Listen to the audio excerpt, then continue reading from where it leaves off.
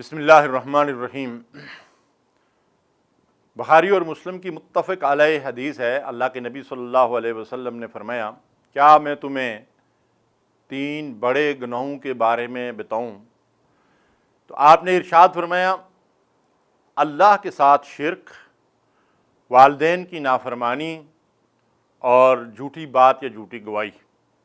اور صحابہ فرماتے ہیں کہ جب اللہ کے رسول صلی اللہ علیہ وسلم نے جھوٹی گواہی کا ذکر کیا، شہادت الزور، تو اللہ کے رسول صلی اللہ علیہ وسلم تکرار سے اس کا تذکرہ فرما رہے تھے اور آپ کا چہرہ مبارک غیظ و غضب کے ساتھ سرخ ہو چکا تھا۔ اور صحابہ فرماتے ہیں کہ ہم خواہش کرتے تھے کہ کاش اللہ کے نبی صلی اللہ علیہ وسلم خاموشی اختیار کر لیں، گویا کہ اللہ کے رسول صلی اللہ علیہ وسلم کے نزدیک جھوٹی گواہی بہت بڑا اذیتناک گناہ اور بہت تکلیف دہ بات ہے۔ یہاں سامعین کرام جن 3 بڑے گناہوں کا ذکر کیا گیا ہے، بلکہ سب سے بڑے ان کو اکبر الکبائر کہا جاتا ہے، کبیرہ گناہوں میں سب سے بڑے گناہ۔ سب سے پہلا جس کا ذکر ہے وہ اللہ کے ساتھ شرک کرنا۔ دیکھیے، اللہ کی توحید اس کائنات کی سب سے بڑی حقیقت ہے۔ اللہ اپنی ذات و صفات میں، اپنے حقوق و اختیارات میں وحدہ لا شریک ہے۔ تو کوئی بندہ اس کی ذات و صفات یا اس کے حقوق و اختیارات میں مخلوق میں سے کسی کو شریک کرے تو یہ شرک ناقابل معافی جرم ہے۔ ان الشرک لظلم عظیم، یہ بہت بڑی ناانصافی، یہ ظلم عظیم ہے۔ اور اللہ نے ارشاد فرمایا، ان اللہ لا یغفر ان یشرک بہ ویغفر ما دون ذلک لمن یشاء، اللہ شرک کو معاف نہیں فرمائے گا۔ یہ وہ گناہ ہے جس کے بارے میں اللہ نے فیصلہ کر دیا ہے کہ جس کا خاتمہ شرک پر ہو اللہ اس کو معاف نہیں فرمائے گا، اور باقی گناہوں کے بارے میں اللہ تبارک و تعالیٰ جو بھی گناہ ہوں اللہ ان کے بارے میں معاف فرما دے گا، لیکن شرک کو اللہ معاف نہیں کرے گا۔ ومن یشرک باللہ فقد حرم اللہ علیہ الجنہ، اللہ نے شرک کرنے والوں پہ جنت حرام کر دی ہے۔ اور فرمایا، ولا یشرک بعبادت ربہ احدا، اپنے رب کی عبادت میں کسی کو شریک مت کرو۔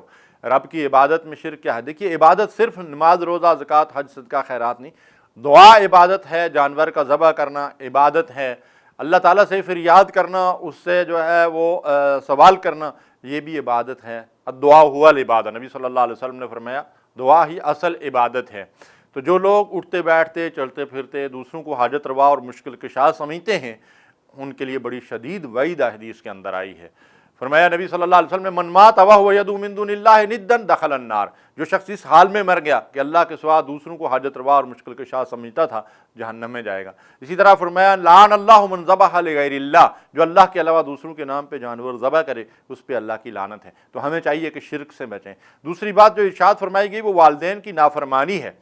والدین کی نافرمانی بہت بڑا گناہ ہے۔ والدین کے ساتھ حسن سلوک کی تاکید کی گئی ہے، اور فرمایا نبی صلی اللہ علیہ وسلم نے کہ وہی تمہاری جنت ہے، وہی تمہاری جہنم ہے۔ اگر ہم ان کو راضی اور خوش رکھیں تو ہم سے اللہ راضی اور خوش ہوگا اور اس کے ذریعے ہمیں جنت ملے گی۔ اگر ہمارے والدین ہم سے ناراض ہیں اور ناخوش ہیں تو گویا کہ اللہ ہم سے ناراض اور ناخوش ہے۔ تو اسی طریقے سے تیسری بات جو کوئی کہی گئی وہ جھوٹی گواہی ہے۔ تو جھوٹی گواہی سے اجتناب کرنا چاہیے۔ جھوٹ بہت بڑی برائی ہے۔ لعنت اللہ علی الکاذبین، الا لعنت اللہ علی الکاذبین، آگاہ رہو کہ جھوٹوں پہ اللہ تبارک و تعالیٰ کی لعنت ہے، اور جھوٹی گواہی تو اس سے بڑھ کر بھی بڑا گناہ ہے۔ تو اللہ تعالیٰ ہمیں ان گناہوں سے بچنے کی توفیق عطا فرمائے۔ وصلی اللہ علی نبینا محمد۔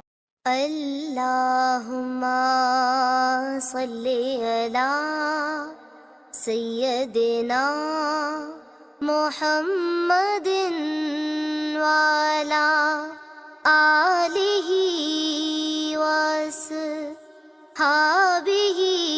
وسلم۔ اللہم صلی علی سیدنا محمد وعلی آلہ وصحبہ